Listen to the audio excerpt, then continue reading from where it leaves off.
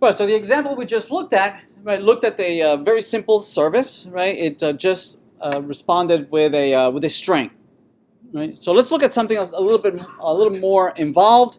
If this were maybe returning an entire object, maybe an instance of a user, an instance of a service provider, a category, a question, right? See if it's returning something. So let's take a look at that. So let's take a look at modeling a simple user, right, with username, password, first name, last name, and whatnot. And we have a user service, right?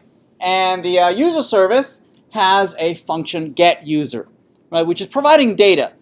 And this service maybe might be going out to a database, maybe has a function called find user by ID, right? And it's using a repository, a user repository dot find by ID, and you pass the ID, goes out to a database, comes back, and now it has an instance of a user.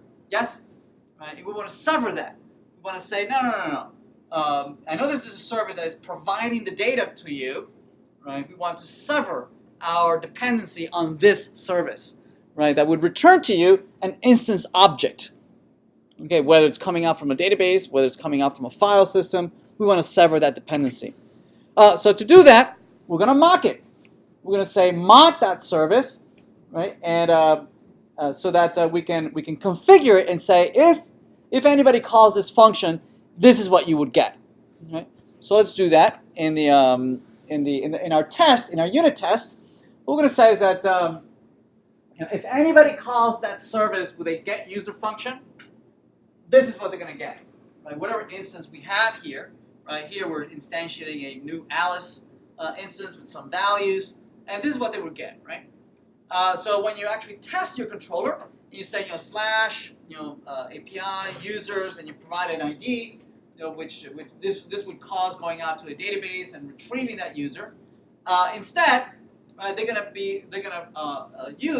find themselves that they're gonna get this value, whatever value we had configured, whatever algorithm you might have in that controller will be executed.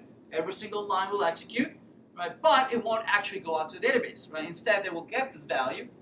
And here what we're doing is that we're using another library, the JSON Path library, which is a pretty cool library, that allows us to take the instance that gets that comes back from this object, and it parses it as if it were JSON. Right? And you have a representation here of the object as $, and then you can iterate over any field that is in that object, right? Like you have ID or first name or last name or whatever other field, you can then compare it against a particular value. Here we're checking to see if it's 1, 2, 3. If the ID of that object is 1, 2, 3. Make sense?